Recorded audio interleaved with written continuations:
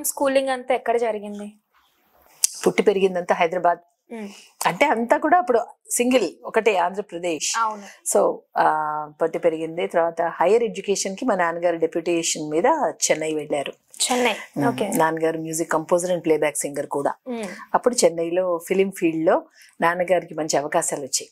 కాబట్టి ఇంకా నాన్నొక్కరు వెళ్ళడం కాదు అని చెప్పి అమ్మ కూడా ట్రాన్స్ఫర్ పెట్టుకుని పిల్లలు ముగ్గురు అక్కడికి వెళ్ళి చెన్నై షిఫ్ట్ అయిపోయారు. అంటే మీరు ఒక్కరు మారితే చాలు ఫ్యామిలీ అంతా అట్లా షిఫ్ట్ అయిపోద్ది అనమాట. అంటే పాయింట్ ఆఫ్ ది హౌస్ ఇక్కడే ఉన్నారనమాట.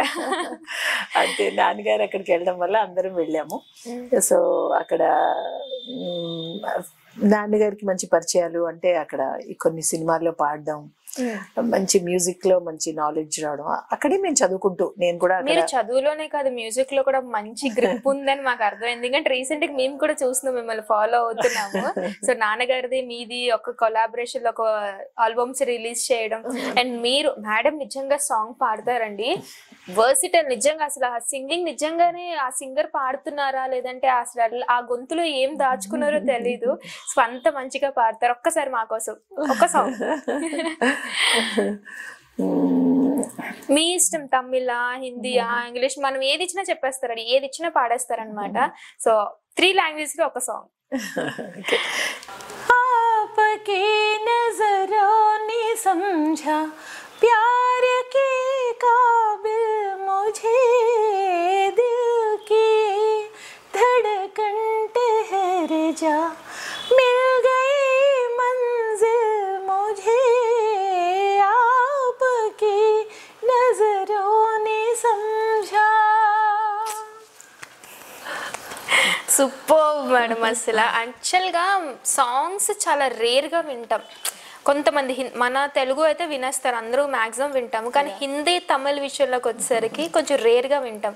మీకు ఆ రాగం వల్ల కొంచెం ఇంకా ఎక్కువగా వినాలనిపిస్తుంది. అప్పుడే అయిపోయిందా అనిపిస్తుంది. అది జస్ట్ పల్లవి హమ్ చేశాను అంతే. అంటే అటు తెలుగు, హిందీ అండ్ తమిళ్ అన్నీ కూడా అలా సాంగ్స్. సంగీతం, మ్యూజిక్ ఈజ్ డివైన్. నచ్చంది ఏముంటుంది, దట్స్ అవర్ స్ట్రెస్ బస్టర్ కూడా. అవును. మీరు ఇప్పుడు హైయర్ స్టడీస్ వరకు చదువుకున్నారు మేడం, ప్రతి దగ్గర కూడా మంచిగా పేరు సంపాదించుకున్నారు, మంచి అవార్డ్స్ సంపాదించుకున్నారు. మిస్ ఆంధ్ర కూడా మా మేడం సొంతం చేసుకున్నారు అనమాట. కంగ్రాచులేషన్స్. అండ్ మేము అప్పటికి కూడా యాక్చువల్ గా మేము 7th స్టాండర్డ్ 8th స్టాండర్డ్ అనుకుంటా, కానీ 10,000 మెంబర్స్ లో మేడం నెంబర్ 1 సాధించారు. యాక్చువల్ గా ఆ టైంలో మీరున్నప్పుడు మీ పొజిషన్ ఏంటి మేడం? 10,000 పీపుల్ అంటే like it's not an just an issue. అంటే అది శ్రీమతి ఆంధ్రప్రదేశ్. అది 2007 సంవత్సరంలో జరిగింది. ప్రముఖ ఛానల్లో జీ తెలుగు.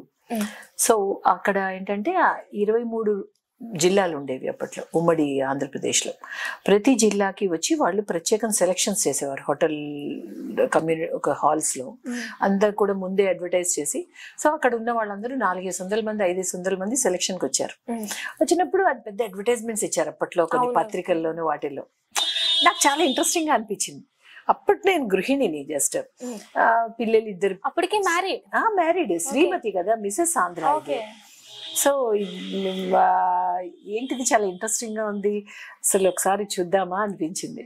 సో అయితే ఒకరోజు పలానా ఇక్కడ వైజాగ్ లో ఉన్నప్పుడు చూస్తే నేను ఆ రోజు లేను. ఎందుకో నేను ఇప్పుడు బెంగళూరు ఏదో జస్ట్ మేము ఒక ట్రిప్కి వెళ్ళామన్నమాట పిల్లలతో. నేను వెళ్ళినప్పుడు చూసి అరే అక్కడి నుంచి హైదరాబాద్ వెళ్ళాను. హైదరాబాద్లో మా పేరెంట్స్ ఉన్నారు. సో నాన్న అది మంచి షో నాన్న, ఇది మిస్ అయిపోయాను అంటే ప్రతి జిల్లాలో పెడుతున్నారు, హైదరాబాద్లో కూడా ఉన్నట్టుంది అంటే, నాన్నేమో పేపర్ చూసి మా నాన్నగారు అమలు ఇది నీకోసమే వచ్చినట్టుంది, డేట్ పోస్ట్పోన్ అయింది, ఐ థింక్ అది మళ్ళీ ఉంది వైజాగ్లో అన్నారు. అవునా అనుకున్నా, సరదాగా అనిపించింది నాకు. ఆ రోజు ఉదయం కూడా పిల్లలిద్దరిని స్కూల్కి పంపించేసి సరే అరౌండ్ 10-10:30 అప్పటికే నేను ఇంట్లో ఎప్పుడు పనులు ఉంటూ ఉంటాయి కొత్తగా. అంటే ఎంత చదువుకుని ఇంటికి వచ్చి మాది మా ఓన్ బిజినెస్, నేను మా వారు మా ఓన్ ఇది కాబట్టి కొంత మేము కాన్సన్ట్రేట్ చేయాలి. సో సరే అయితే మెల్లిగా 11 o'clockకి బయలుదేరి వెళ్దాం చెప్పి వెళ్తే అలా అనుకోకుండా అలా 11-11:30 అయిపోయింది. సరే ఇక్కడ ఒక ఫేమస్ హోటల్లో వెళ్ళినప్పుడు చాలా మంది లేడీస్, అసలు నమ్మవు 500 మంది లేడీస్ వచ్చారు. అప్పుడు అంత రిజిస్ట్రేషన్స్ అయిపోయాయి. నీళ్ళు అడిగాను, ఏంటిది ఇప్పుడు నేను కూడా చెప్తున్నంటే, మేడం అసలు స్లాట్ లేదు, ఈవినింగ్ 5 వరకు అయ్యో. అనగానే నేను సరే అయితే ఓకే, నాకు మా అబ్బాయి వచ్చేస్తాడు స్కూల్ నుంచి 1 o'clockకి. సో నేను ఇంటికి వెళ్ళిపోయి పిల్లడికి అన్నం పెట్టాలి, పిల్లలకి ఎందుకంటే నేను ఉండాలి, వాడు చిన్న పిల్లలు కదా. అయితే మా రెండోవాడు ఇంకా వాడు 4-5 సంవత్సరాలు ఉంటాయి అంతే. సో అయితే అవునా మేడం అంటే, మీ ఇష్టం, ఇట్స్ ఓకే, బట్ అప్పటికే నేను బయట వర్క్ చేస్తున్నాను. సరే ఏంటిది అంటే వాళ్ళు అన్నారు, సరే అయితే ఒకసారి అయితే లంచ్ ముందు లాస్ట్లో ఇంకా అందరు పార్టిసిపెంట్స్ అక్కడ నుంచి బయట లంచ్ చేయడానికి వెళ్ళిపోతున్నారు, 10 మంది ఉన్నారు. సరే మేడం ఒక 5 minutes మీరు కూడా మీరు సెల్ఫ్ ఇంట్రడక్షన్ చేసుకుని వెళ్ళిపోండి అన్నారు. అంటే ఏదో ఇంతమందిలో ఒకళ్ళకి అనుకున్నారు. నేను ఒక 5 minutes మాట్లాడి ఇంటికి వచ్చేసాను. ఇంకా మళ్ళీ సాయంత్రం రమ్మన్నారు. నేను సాయంత్రం అంటే మాట్లాడక ముందు నేను వస్తానేమో, నాకు అప్పుడు కుదురుతుందో ఒకసారి ఇంటికి వెళ్ళిపోయామంటే ఇంట్రెస్ట్ ఉండదు, మళ్ళీ వెళ్దాం అనుకుంటాం కానీ ఉండదు. అయితే సరే అయితే నేను మాట్లాడేసాను 5 minutes, ఇంటికి వచ్చేసాను. సాయంత్రం 4:30కి నాకు కాల్, మేడం మీరు సెలెక్ట్ అయ్యారు, మీ ఇంటికి మేము షూట్కి వస్తున్నాము, మీ హౌస్ అదిను, సో ఇక్కడున్న వాళ్ళల్లో మేము సెలెక్షన్స్ అయ్యాయి, సో అదంతా కూడా మేము చూపిస్తాము. అప్పట్లో అసలు రియాలిటీ షో అన్నది ఇట్స్ అన్ ఆరిజిన్ టైం, అసలు అప్పుడు ఒక 2007-2008 మొదటిసారి. సో చాలా బాగా తీసేవారు అప్పట్లో. అయితే అవునా అనుకున్నాను, చాలా పెద్ద ఇంత ఒక గిఫ్ట్స్ అవి తీసుకొని వాళ్ళ ఇంటికి వచ్చారు. సో నేను చాలా థ్రిల్లింగ్ గా ఫీల్ అయ్యాను, ఏంటిది అవునా అసలు వాట్ ఇస్ దిస్ అని. అంటే ప్రిలిమినరీ పాస్ అయ్యాను, నేను సెలెక్షన్స్ లో సెలెక్ట్ అయ్యాను. సో వైజాగ్ నుంచి ఒక 10 మంది సెలెక్ట్ అయ్యారు. అలా ఒక్కొక్క డిస్ట్రిక్ట్ నుంచి వాళ్ళు ఈ 500 మందిలో వాళ్ళు అక్కడే 10 కింద కొందరు జడ్జెస్ ని తీసుకొచ్చి వాళ్ళే సెలెక్ట్ చేశారు.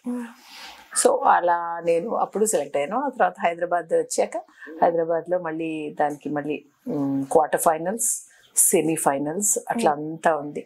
అదొక that's journey change my life తెలుసా. వాళ్ళు అసలు ఎక్స్ట్రాడినరీ ఇది అది.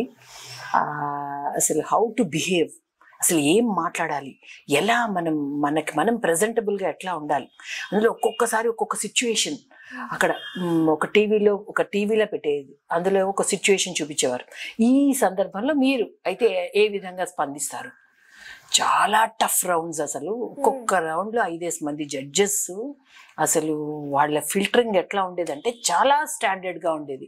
అప్పుడంతా 6 months జరిగింది ఇది. 6 months ఎవ్రీ వీక్ ఇది అసలు ఎపిసోడ్ లాగా వెళ్ళేది.